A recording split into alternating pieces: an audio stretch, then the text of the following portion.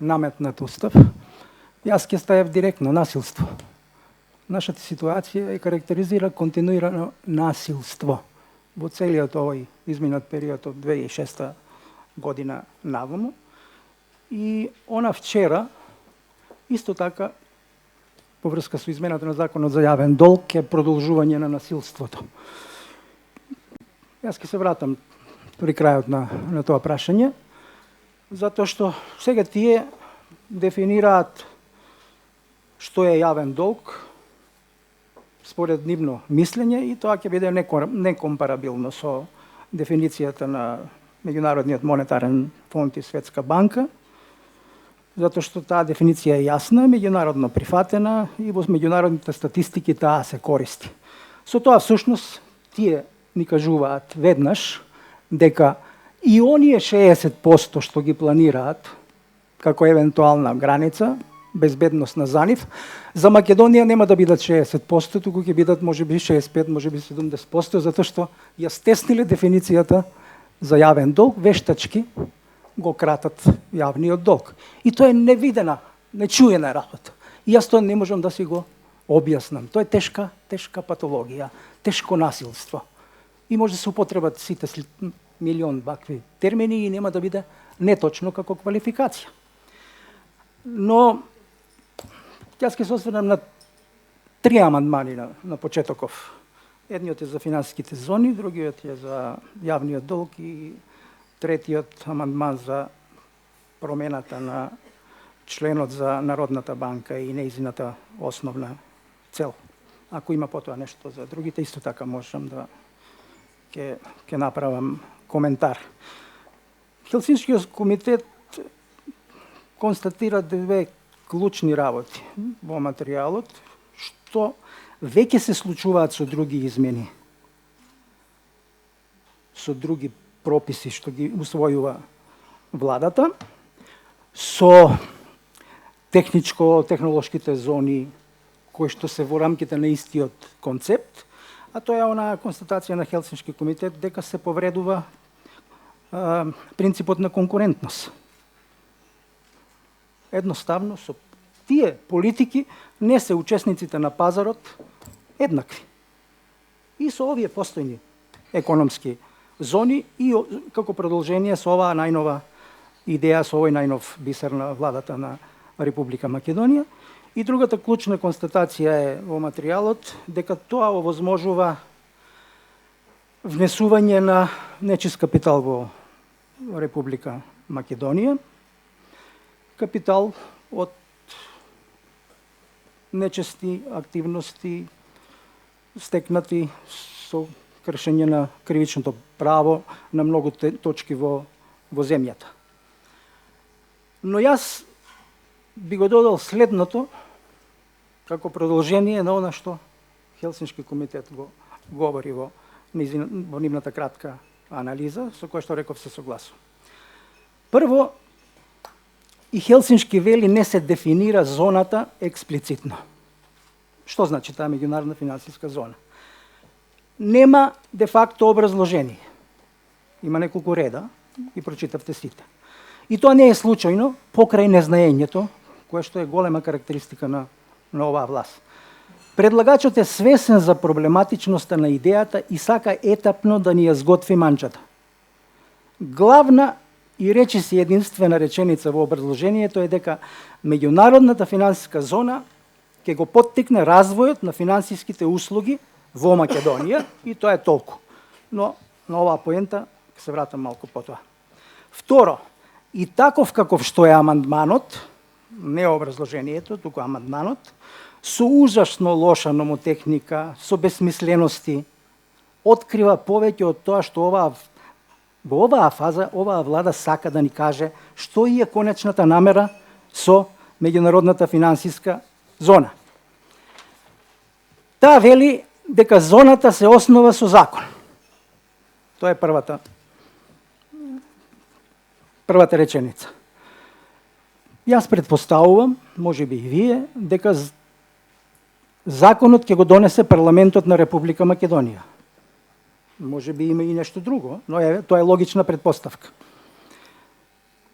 Но Така напишан членот, како што е напишан, мене ми сугерира дека законот, што би го донел парламентот, би можел да се состои само од 3 члена. Прв член. Со овој закон, согласно амандманот 34, што ќе го усвојат, се основа меѓународна финансиска зона. Точка. Член 2. Меѓународната зона се основа на територија, на дел од територија на Република Македонија, во 50 квадратни километри, од граница таа и таа до таа и таа. Демир Хисар или Кичево или се едно. И третиот член да гласи, овој закон влегува со сила на тој и тој ден. И да заврши тој закон. Толку да му биде содржината. Зошто е можен ваков закон? Затоа што и господин Шкар изборуваше дека основањето, се друго е препуштено всушност на зоната. Основањето и организирањето на зоната, правата и обврските на органите на управување на зоната, посебните судски и регулаторни органи, како и решавањето на споровите на зоната, ќе се уредуваат со акт посебен на зоната. Како ќе се вика, ќе видим, ако го прават тоа. Тој акт, може би, ќе биде донесен од некое собрание на таа зона. Биде тоа се дефинира како целосно независен ентитет. Може ќе биде донесен од некој директорат, ќе го наречат. Може би некој триумфират, може би некој гувернер, не во смисла на гувернер на Централна банка, може би некој префект ќе именуваат тамо, може би нешто друго. Зоната применува посебна правна регулатива, освен кривичното право. Даночното, комерцијалното, деловното и граѓанско право на Република Македонија нема да се применуваат на зоната. Регулативата во овие правни области ќе биде донесена со акти на зоната во согласност со највисоките меѓународни стандарди. Супер. Тоа е се што и треба на една држава, речи. Овие одредби јас ги читам како отстапување територија на Република Македонија на странски финансиски компании, над која немаме никаква надлежност и од која немаме никаква полза. Се формира држава, квази држава, која, ако не е на некоја гранична линија на Република Македонија, ќе граничи од сите страни со Република Македонија. И ќе биде држава во држава, што рековме уште на почетокот, а го рекоа тоа и други аналитичари. После Кримската војна, русите се плашеле дека Америка може да ја освои Аљаска. Па рускиот цар 1867 година им ја продава на американците Аљаска за $7,2 милиони или за 4 центи по километар квадратен.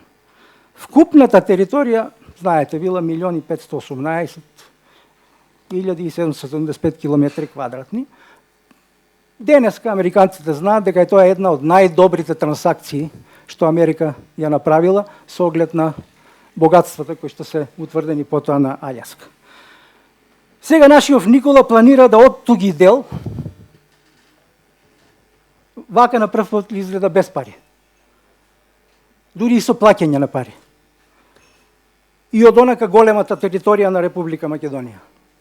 Не знаеме дали на неограничено време, не знаеме, нема никакви назнаки. Не знаеме дали на 20 години, на 50 години, на 100 години ќе биде тоа. Рентирање на територија, не знам што. Немаме информации за тоа.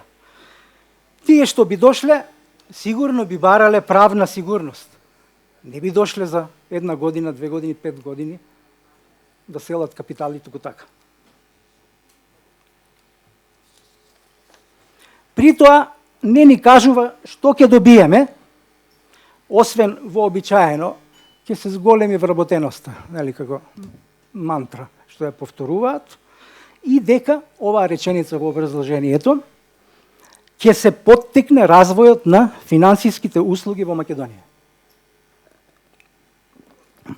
Но еден од експертите што го брани амандманот пред некој ден во онаа расправа тамо во академијата, не на академијата, таа се срами сама да организира расправа како академија, туку одговара на една нарачана расправа.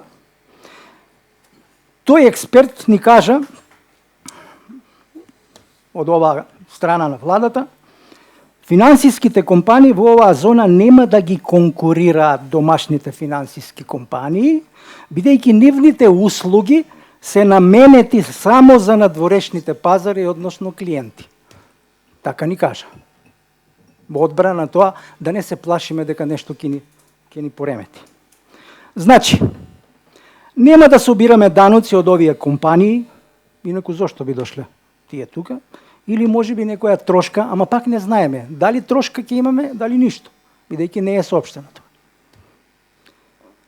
Нема да даваат услуги на клиенти од Македонија, според одбраната на овие експерти, туку ќе работат само за нерезиденти, правни и физички лица.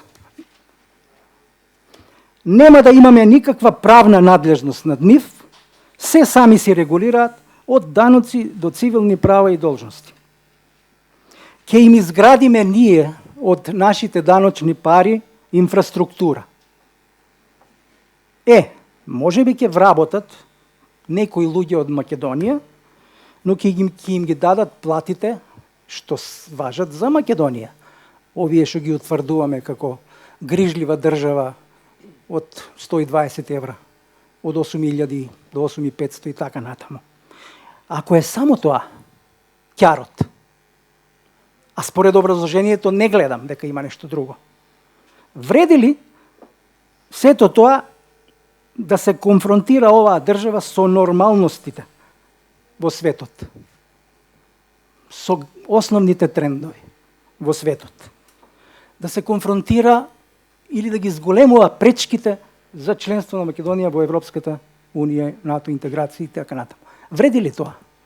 А во крајна линија повеќе би добиле ако нашите луѓе се вработат во нив, во финансиските компании таму кај што работат, бидејќи ќе добијат просечни плати по 2-3 илјади евра, па од тоа ќе пратат повеќе дома отколку сето заработка тука да ја имаат од 100 евра и 120 и 150 евра.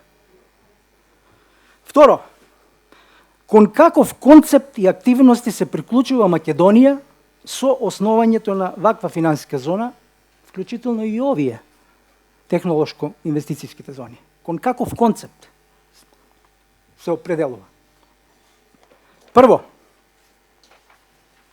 и се става на располагање на меѓународната финансиска олигархија и мафија. На услуга. Ке станат они дел од неа, се дел од неа, тоа е прашање на анализа. Има еден економист, Габриел Цукман се вика, проценува дека тој свет или тој проби свет крие по така наречените даночни раеви актива во вредност од најмалку 10% од севкупниот бруто домашен производ на светот, кој што се ближи кон 100 милиарди, 100 трилиони долари.